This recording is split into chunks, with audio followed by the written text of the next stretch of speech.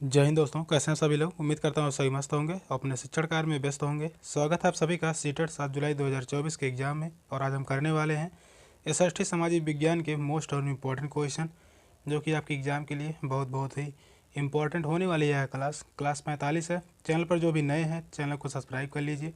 चलिए चलते हैं क्वेश्चन की तरफ। और आज का पहला क्वेश्चन है, दादन व्यवस्था के अंतर्गत बुनकर और सौदागर के बीच निम्नलिखित में से व्यापार का कौन सा रूप है। सही विकल्प का चयन कीजिए। सौदागर द्वारा सूत बुनकर को बेचा जाता है और बुनकर अपनी खपत के लिए कपड़ा बनाता है।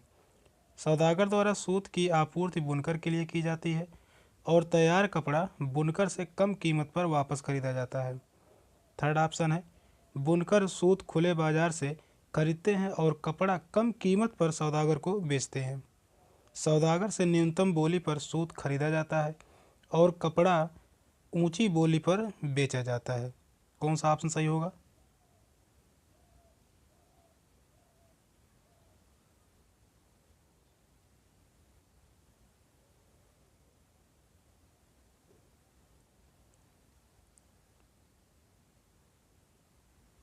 तो इस क्वेश्चन का राइट आंसर क्या है? कौन सा ऑप्शन है?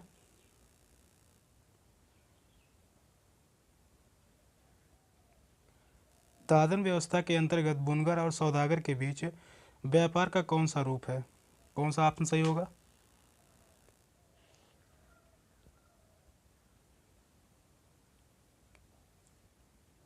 तो इस क्वेश्चन का राइट आंसर होगा ऑप्शन बी। सौदागर द्वारा सूत की आपूर्ति बुनकर के लिए की जाती है और तैयार कपड़ा बुनकर से कम कीमत पर वापस खरीदा जाता है। तो इस क्वेश्चन का राइट आंसर होगा ऑप्शन बी।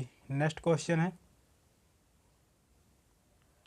ए से ई तक के कथनों पर विचार कीजिए जिसमें टमाटर का केचप उपभोक्ता तक पहुंचाती बाजार की श्रृंखला को आगे पीछे करके लिखा गया है।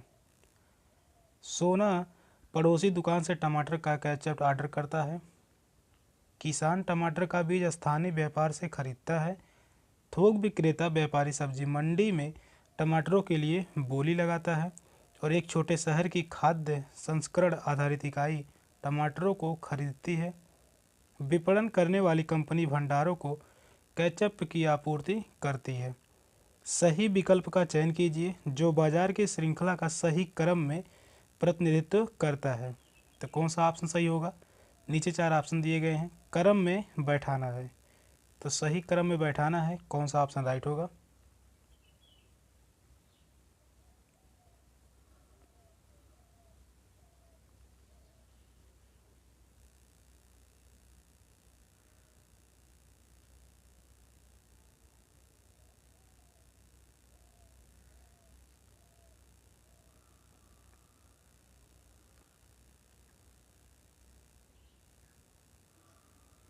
टमाटर के कैप्चर के बारे में 5 कथन दिए गए हैं।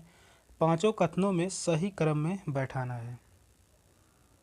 चलिए बैठाते हैं। सबसे पहला होगा, किसान टमाटर का बीज स्थानीय व्यापार से खरीदता है। तो यहाँ पर होगा पहले नंबर पर। दूसरे नंबर पे होगा, थोक विक्रेता व्यापारी सब्जी मंडी में टमाटरों के लिए बोली लगाता है। दूसरा होगा। फिर इसके बाद होगा, एक छोटे शहर की खाद्य संस्करण आधारित इकाई टमाटरों को खरीदती है। यहाँ पर तीसरा होगा। चौथा होगा, विपणन करने वाली कंपनी भंडारों को केचप की आपूर्ति करती है। और लास्ट में होगा, सोना पड़ोसी दुकान के टमाटर का केचप ऑर्डर करता है। सोना जो है पड़ोसी दुकान से टमाटर का केचप ऑर्डर करता है। तो यह जो होगा 5वां नंबर पे। तो पहले नंबर पे कौन है? बी है। दूसरे नंबर पे है सी। तीसरे नंबर पर है डी। और चौथे नंबर पर है ए। 5वें नंबर पर है ए। बी सी डी ई ए किस ऑप्शन में है?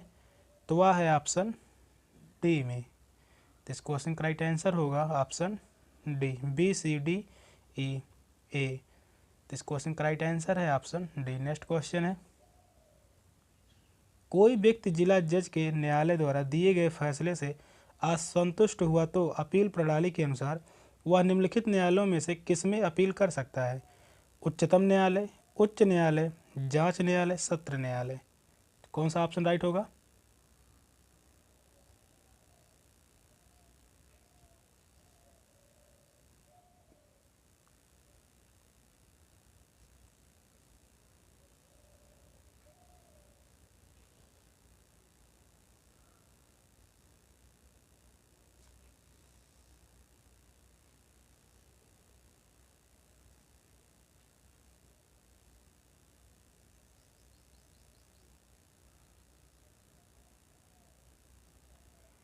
कोई भी व्यक्ति जिला जज के न्यायालय द्वारा दिए गए फैसले से असंतुष्ट है तो वह उच्च न्यायालय में अपील कर सकता है। तो इस क्वेश्चन का राइट आंसर होगा ऑप्शन बी, उच्च न्यायालय। अगर वह यहाँ से भी असंतुष्ट रहा तो उच्चतम न्यायालय में भी अपील कर सकता है। अगर यहाँ से भी वह असंतुष्ट है तो वह उच्चतम न्यायालय में अपील कर सकता है।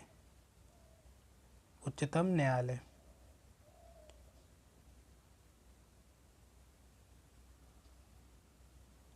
उच्चतम न्यायालय यानी सुप्रीम कोर्ट।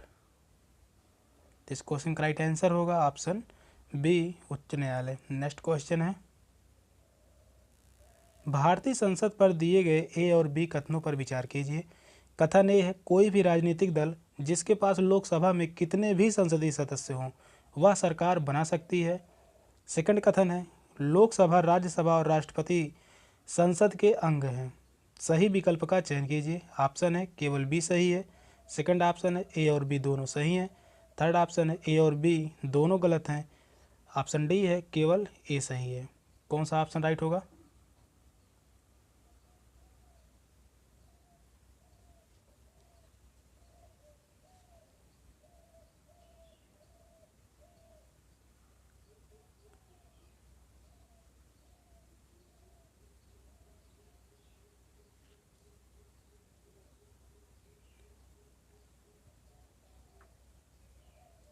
तो भारतीय संसद पर दिए गए ए और बी कथनों पर विचार कीजिए। कोई भी राजनीतिक दल जिसके पास लोकसभा में कितने भी संसदीय सदस्य हों वह सरकार बना सकती है, तो यह बात गलत है।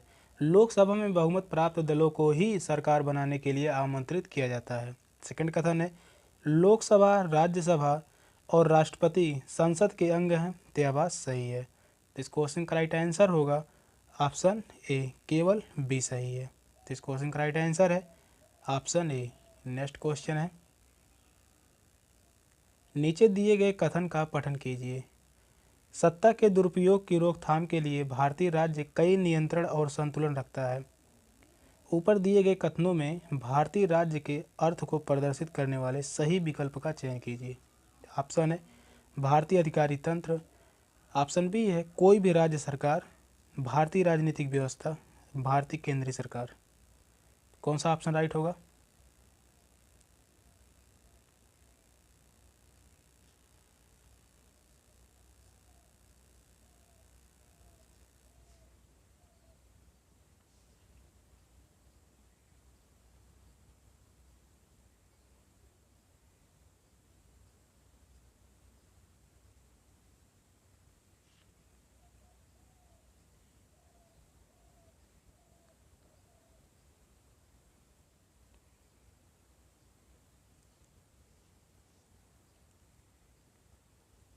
तो इस क्वेश्चन का राइट आंसर होगा ऑप्शन सी, भारतीय राजनीतिक व्यवस्था। तो इस क्वेश्चन का राइट आंसर है ऑप्शन सी।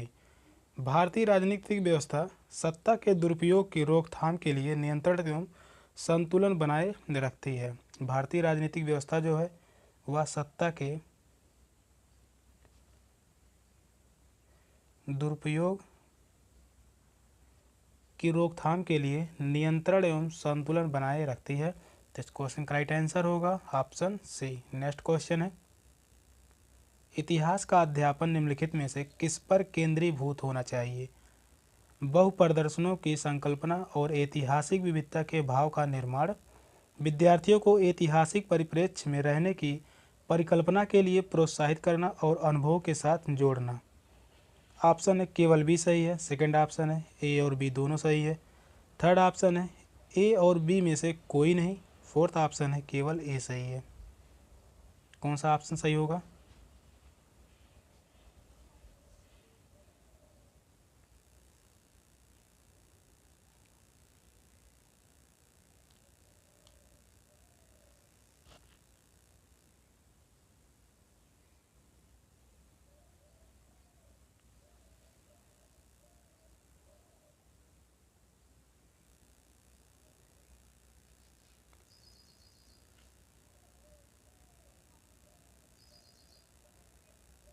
इतिहास के अध्ययन के लिए बहुप्रदर्शनों की संकल्पना और ऐतिहासिक विविधता के भाव का निर्माण यह बात सही है। और विद्यार्थियों को ऐतिहासिक परिप्रेक्ष्य में रहने की परिकल्पना के लिए प्रोत्साहित करना और अनुभवों के साथ जोड़ना, यह भी कथन सही है। दोनों कथन सही हैं, तो इस क्वेश्चन का राइट आंसर होगा ऑप्शन बी। ए और बी दोनों सही है। इतिहास के अध्यापन के दौरान शिक्षक को चाहिए कि वह बच्चों में बहुप्रदर्शनों की संकल्पना एवं ऐतिहासिक विविधता के भाव का निर्माण करें। तो इस क्वेश्चन का राइट आंसर है ऑप्शन बी। दोनों कथन सही हैं। नेक्स्ट क्वेश्चन है, निम्नलिखित कथनों में से दो कथन गलत है, इन्हें पहचानें। दो कथन गलत हैं, वही पहचानना है। वैज्ञानिक जांच के प्राकृतिक और भौतिक आधार को सामाजिक विज्ञान में भी प्रयुक्त किया जा सकता है। सामाजिक विज्ञान के अध्यापन में केवल मूल्य आधारित शिक्षा का उत्तरदायित्व है।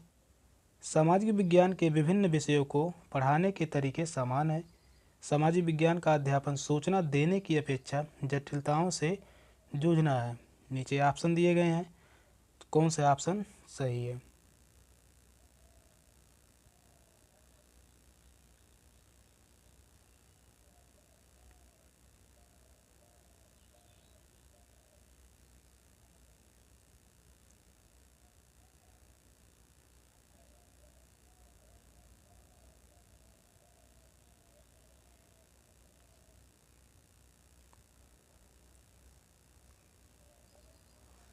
तो दो कथन गलत हैं, दो सही हैं, वही पहचानना है। तो कौन सा ऑप्शन सही होगा?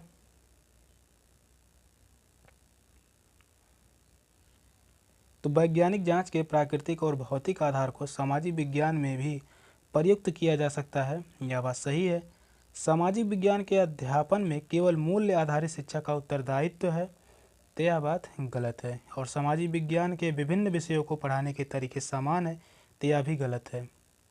सामाजिक विज्ञान का अध्यापन सूचना देने की अपेक्षा जटिलताओं से जूझना है, तो यह भी सही है। ए और डी सही है, बी और सी गलत है। पूछा है दो कथन गलत हैं, तो यही दो कथन गलत हैं, बी और सी।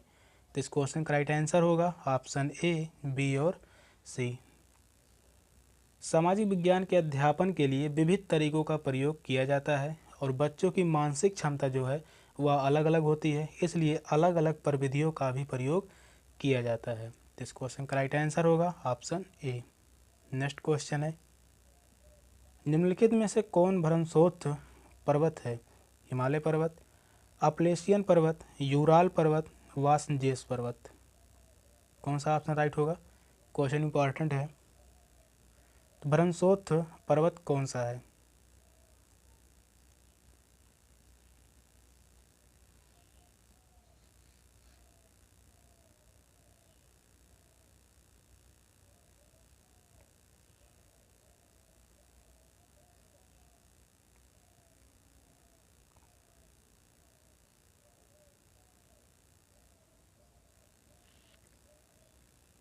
भ्रमशोथ पर्वत जो है, या संसार में ऐसे पर्वत कम मिलते हैं। ऐसे पर्वत जो है संसार में बहुत कम मिलते हैं।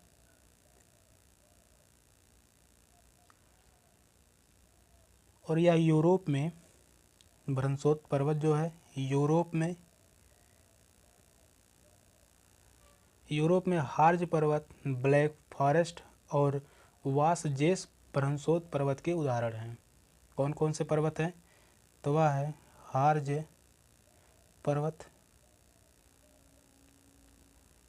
पर्वत, ब्लैक फॉरेस्ट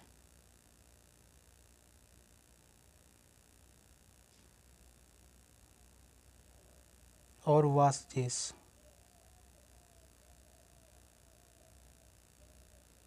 वासजेस पर्वत जो हैं यह भ्रमशोथ पर्वत के उदाहरण हैं। और भारत में नीलगिरी भ्रमशोथ पर्वत का उदाहरण है।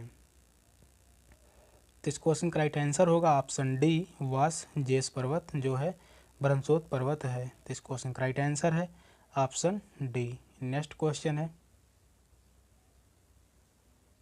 कथन ए है पृथ्वी से हमें चंद्रमा केवल एक ही भाग दिखाई पड़ता है। कथन बी है चंद्रमा पृथ्वी का एक चक्कर लगभग 27 दिनों में पूरा करता है और लगभग इतने ही समय में वह अपने अक्ष पर एक चक्कर भी पूरा करता है। ऑप्शन है ए और बी दोनों सही हैं और बी सही व्याख्या है ए की। सेकंड ऑप्शन है ए और बी दोनों सही हैं परंतु बी सही व्याख्या नहीं है ए की। ऑप्शन सी है ए सही है परंतु बी गलत है। डी ऑप्शन है ए गलत है परंतु बी सही है। कौन सा ऑप्शन सही होगा?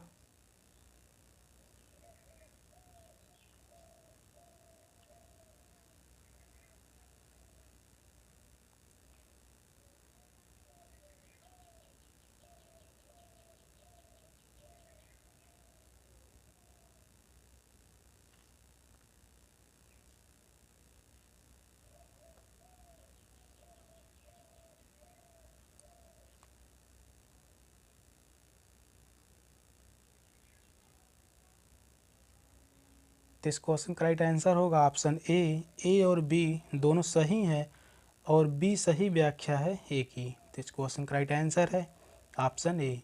चंद्रमा पृथ्वी का एक चक्कर पूरा करने में 27.322 दिन का समय लेता है। 27.322 दिन का समय लेता है।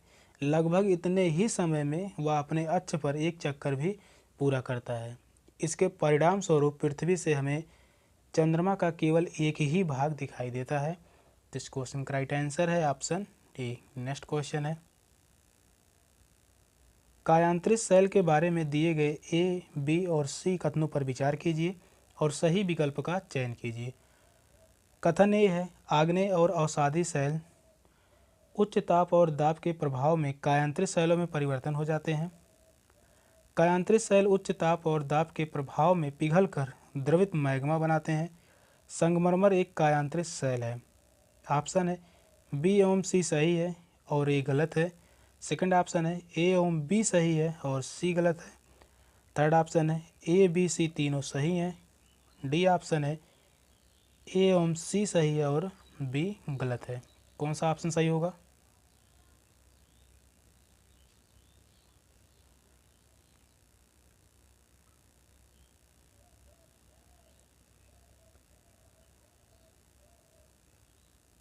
कायांतरित सेल के बारे में कथन दिए गए हैं, उन्हीं कथनों पर विचार करना है और सही कथन का चयन कीजिए। कौन सा ऑप्शन सही होगा? आग्नेय और अवसादी सेल उच्च ताप और दाब के प्रभाव में कायांतरित सेल में परिवर्तन हो जाते हैं। यह सही है। कायांतरित सेल उच्च ताप और दाब के प्रभाव में पिघलकर द्रवित मैग्मा बनाते हैं, तो यह भी सही है। और संगमरमर एक कायांतरित सेल है, यह भी सही है। तीनों कथन सही हैं, तो इस क्वेश्चन का राइट आंसर होगा option C. A B C तीनों सही हैं, तो इस क्वेश्चन का राइट आंसर है ऑप्शन सी। नेक्स्ट क्वेश्चन है, अंतरिक्ष से प्रवेश करने वाली उल्कापिंड वायुमंडल के किस परत में आने पर जल जाते हैं? मध्यमंडल, बाह्य वायुमंडल, बहिर्मंडल, समताप मंडल। कौन सा ऑप्शन सही होगा?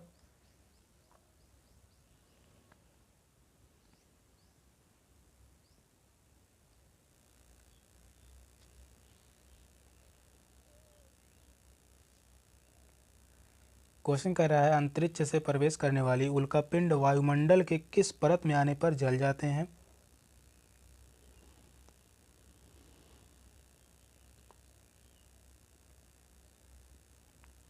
तो वह है मध्यमंडल। मध्यमंडल में उल्कापिंड जब प्रवेश करता है तो वह जलने लगते हैं, तो इस क्वेश्चन का राइट आंसर है ऑप्शन ए। मध्यमंडल यह समताप मंडल के ठीक ऊपर है। मध्यमंडल जो है यह समताप मंडल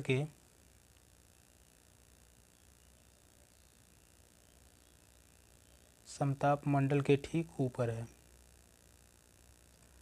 यह लगभग 80 किलोमीटर की ऊंचाई तक फैला है। मध्यमंडल जो है यह लगभग 80 किलोमीटर की ऊंचाई तक फैला है।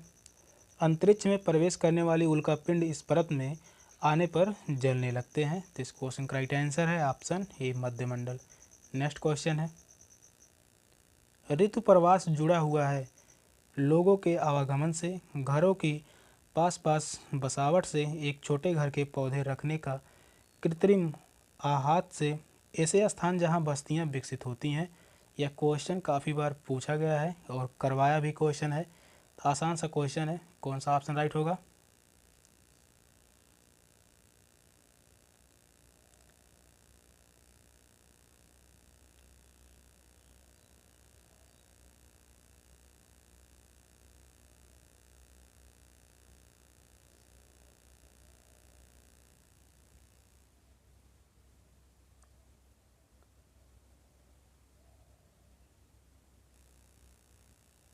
तो ऋतु प्रवास जुड़ा हुआ है वह लोगों के आवागमन से।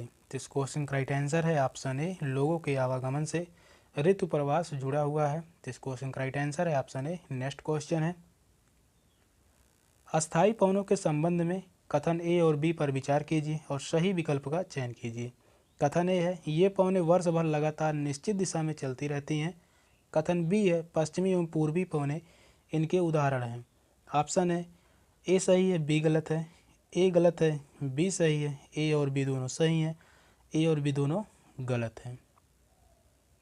कौन सा ऑप्शन सही होगा?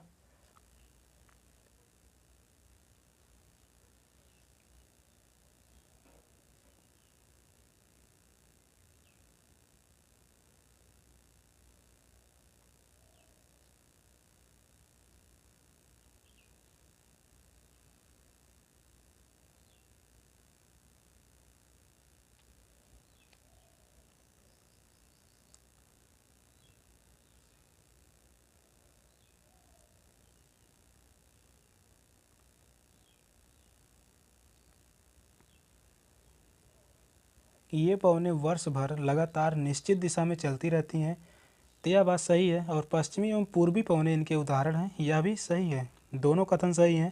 तो इस क्वेश्चन का राइट आंसर होगा ऑप्शन सी, ए और बी दोनों सही हैं। तो इस क्वेश्चन का राइट आंसर है ऑप्शन सी। पृथ्वी के विस्तृत क्षेत्र पर पूरे वर्ष एक ही दिशा में चलने वाली पवनों को अस्थायी पवन कहा जाता है। पश्चिमी एवं पूर्वी पवनें इनके उदाहरण हैं। अस्थायी पवन को ही सनातनी, भूमंडलीय या ग्रहणी पवन भी कहा जाता है। अस्थायी पवनों को ही सनातनी, भूमंडलीय,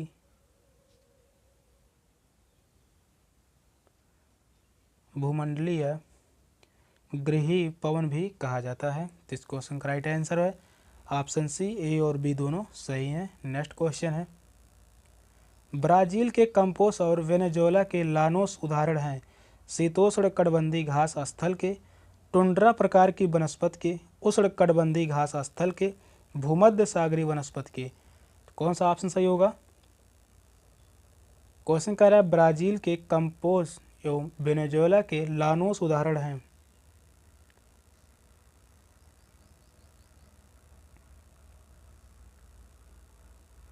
तो यह उदाहरण है ऑप्शन सी, उष्ण कटिबंधीय घास स्थल के। तो इस क्वेश्चन का राइट आंसर है ऑप्शन सी, उष्ण कटिबंधीय घास स्थल के। घास के मैदान मुख्यतः दो प्रकार के होते हैं। घास के मैदान जो हैं वह मुख्यतः दो प्रकार के होते हैं। पहला जो है वह है उष्ण कटिबंधीय घास का मैदान और दूसरा होगा शीतोष्ण घास का मैदान। दूसरा जो है वह है शीतोष्ण घास का मैदान। तो इस क्वेश्चन का राइट आंसर है ऑप्शन सी।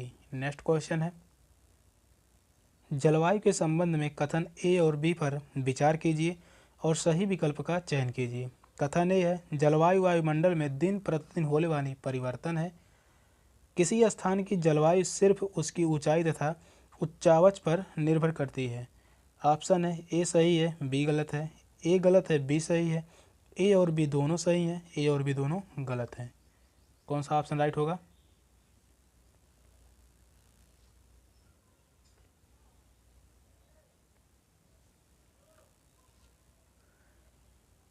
कथन है जलवायु वायुमंडल में दिन प्रतिदिन होने वाली परिवर्तन है, तो यह बात गलत है। और किसी स्थान की जलवायु सिर्फ उसकी ऊंचाई तथा उच्चावच पर निर्भर करती है, यह भी कथन गलत है। दोनों कथन गलत हैं। तो इस क्वेश्चन का राइट आंसर होगा ऑप्शन डी, ए और बी दोनों गलत है। सेशन का लास्ट क्वेश्चन था। क्वेश्चन कैसे लगे कमेंट में ज़रूर बताइएगा।